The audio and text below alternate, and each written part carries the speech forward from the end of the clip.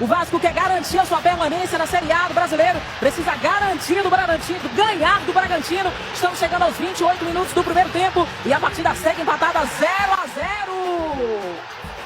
Foi gol!